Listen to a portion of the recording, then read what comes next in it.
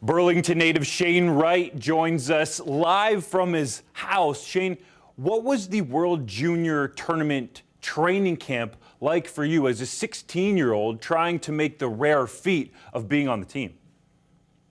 Yeah, obviously it was a great experience for me. It was a great experience, competing against, the best players in this age group. It was definitely, a really fun experience for me. I definitely learned a lot. Obviously, wasn't the outcome I was hoping for. Obviously, I went in with the expectation that, I wanted to make the team, but didn't work out that way. But I feel like, I still learned lots from the camp. And overall, it was a great experience for me. You're really used to age not being a factor in terms of your hockey career with exceptional status into the OHL. And when you go to the Canada training camp, people are talking about how Eric Lindros, Sidney Crosby, Connor McDavid had made the team as a 16-year-old. Did you feel any pressure that way? Not really, no. I felt like, I belonged there. I felt like, I was there for a reason.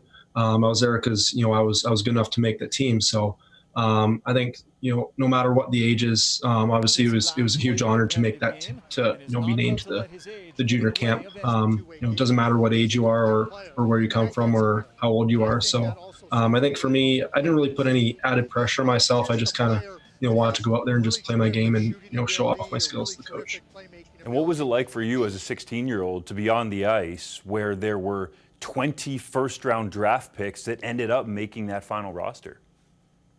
Yeah, obviously it was tough. The pace of the play was pretty high. It was a lot different from what I saw in the OHL. So it was definitely eye-opening for me to see, the pace of play and the skills of the guys and the skill it takes to make it to that next level. And it's definitely a really good experience for me because it showed me, the level I have to get to if I want to, make it to the next level. So. And moving forward, what was it like for you to be there? And do you feel like when you go back next year that you'll have a much better chance because of your experience? Yeah, I think so. I think it'll give me a lot more confidence.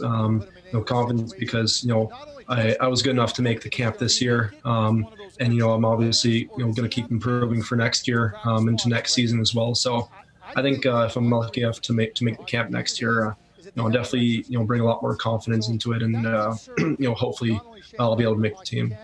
And what did it mean to you just to even be at the camp as a 16-year-old, or is this something to you that is now just your expectation to compete at the highest level? Yeah, I mean, obviously it's such a huge honor, even, just being at the camp, it's something that, I've dreamed of since I was a young child. It's something that, I watch the World Juniors every year on TV. So it was pretty special for me. It was a dream come true, honestly, just to be at that camp and have the opportunity to make that team. And obviously it didn't work out the way I wanted it to, but overall it was just, like I said, a dream come true for me, and just overall a great experience. You've played for Canada before, just not on the World Junior stage yet. So can you play analyst for us and talk about how talented this Canadian team is and if they can indeed capture the gold medal?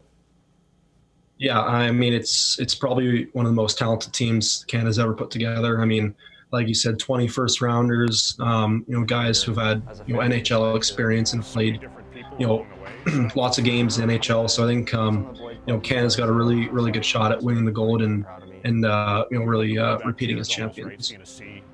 And where are you now, and what have you been up to in terms of training and getting ready for a potential OHL season?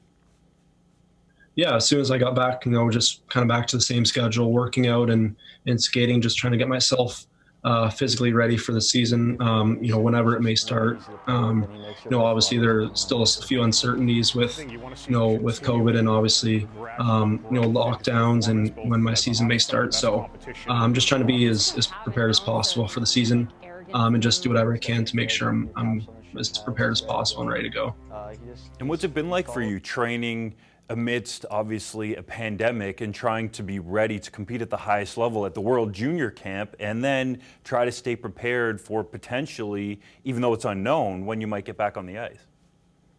Yeah, it's definitely, it's been different off season, that's for sure. It's been, I want to say, around 9 months now, just, working out and skating and all that kind of stuff. So it's definitely been different, but it's been different for everything and for everyone. And, everyone's had to adjust to, this new kind of lifestyle and, different ways to, different protocols at the rinks and in gyms, wearing masks while you work out and all that kind of stuff. So just kind of adjusting to all that and just kind of getting used to all that.